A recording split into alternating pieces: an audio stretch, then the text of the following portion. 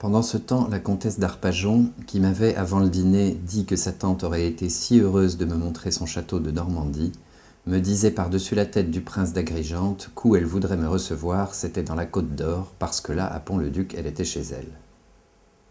Les archives du château vous intéresseraient. Il y a des correspondances excessivement curieuses entre tous les gens les plus marquants des XVIIe, XVIIIe et XIXe siècles. Je passe là des heures merveilleuses, je vis dans le passé, assura la comtesse que M. de Guermantes m'avait prévenu être excessivement forte en littérature. Elle possède tous les manuscrits de M. de Bornier, reprit en parlant de Madame de Dicourt, la princesse qui voulait tâcher de faire valoir les bonnes raisons qu'elle pouvait avoir de se lier avec elle. Elle a dû le rêver, je crois qu'elle ne le connaissait même pas, dit la duchesse. Ce qui est surtout intéressant, c'est que ces correspondances sont de gens de divers pays, continua la comtesse d'Arpajon, qui, alliée aux principales maisons ducales et même souveraines de l'Europe, était heureuse de le rappeler. Mais si, Oriane, dit M. de Guermantes, non sans intention, vous vous rappelez bien ce dîner où vous aviez M. de Bornier comme voisin. Mais, Bazin, interrompit la duchesse, si vous voulez me dire que j'ai connu M. de Bornier, naturellement, il est même venu plusieurs fois pour me voir, mais je n'ai jamais pu me résoudre à l'inviter parce que j'aurais été obligé chaque fois de faire désinfecter aux formoles. Quant à ce dîner, je ne me rappelle que trop bien, ce n'était pas du tout chez Zénaïde, qui n'a pas vu M. de Bornier de sa vie et qui doit croire, si on lui parle de la fille de Roland, qu'il s'agit d'une princesse Bonaparte qu'on prétend la fiancée du fils au roi de Grèce. Non, c'était à l'ambassade d'Autriche. Le charmant Hoyos avait cru me faire plaisir en flanquant sur une chaise à côté de moi cet académicien empesté. Je croyais avoir pour voisin un escadron de gendarmes. J'ai été obligé de me boucher le nez comme si je pouvais. J'ai été obligé de me boucher le nez comme je pouvais pendant tout le dîner, je n'ai osé respirer qu'au gruyère. M. de Guermantes, qui avait atteint son but secret, examina à la dérobée sur la figure des convives l'impression produite par le mot de la duchesse. Je trouve du reste un charme particulier aux correspondances, continua, malgré l'interposition du visage du prince d'Agrigente, la dame forte en littérature qui avait de si curieuses lettres dans son château. Avez-vous remarqué que souvent les lettres d'un écrivain sont supérieures au reste de son œuvre? Comment s'appelle donc cet auteur qui a écrit Salammbô? J'aurais bien voulu ne pas répondre pour ne pas prolonger cet entretien, mais je sentis que je désobligerais le prince d'Agrigente, lequel avait fait semblant de savoir à merveille de qui était Salammbô et de me laisser par pure politesse le plaisir de le dire, mais qui était dans un cruel embarras.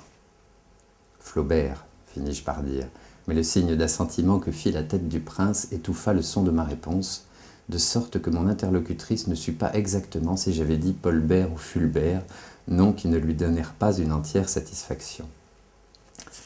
En tout cas, reprit-elle, comme sa correspondance est curieuse et supérieure à ses livres. Elle l'explique du reste, car on voit par tout ce qu'on dit de la peine qu'il a à faire un livre, que ce n'était pas un véritable écrivain, un homme doué. Vous parlez de correspondance, je trouve admirable celle de Gambetta, dit la duchesse de Guermantes, pour montrer qu'elle ne craignait pas de s'intéresser à un prolétaire et à un radical. Monsieur de Bréauté comprit tout l'esprit de cette audace, regarda autour de lui d'un œil à la fois éméché et attendri, après quoi il essuya son monocle. Mon Dieu, c'était bougrement embêtant, la fille de Roland, dit M. de Guermantes, qui en était resté à M. de Bornier, avec la satisfaction que lui donnait le sentiment de sa supériorité sur une œuvre à laquelle il s'était tant ennuyé, peut-être aussi par le soivé Marie Magno que nous éprouvons au milieu d'un bon dîner, à nous souvenir d'aussi terribles soirées. Mais il y avait quelques beaux vers, un sentiment patriotique. J'insinuai que je n'avais aucune admiration pour M. de Bornier. « Ah, vous avez quelque chose à lui reprocher ?» me demanda curieusement le duc, qui croyait toujours, quand on disait du mal d'un homme, que cela devait tenir à un ressentiment personnel, et d'une femme que c'était le commencement d'une amourette. « Je vois que vous avez une dent contre lui. Qu'est-ce qu'il vous a fait? Racontez-nous ça. Mais si, vous devez avoir quelques cadavres entre vous, puisque vous le dénigrez. » C'est long, la fille de Roland, mais c'est assez senti. Senti est très juste pour un auteur aussi odorant, interromput ironiquement madame de Guermantes. Si ce pauvre petit s'est jamais trouvé avec lui, il est assez compréhensible qu'il l'ait dans le nez.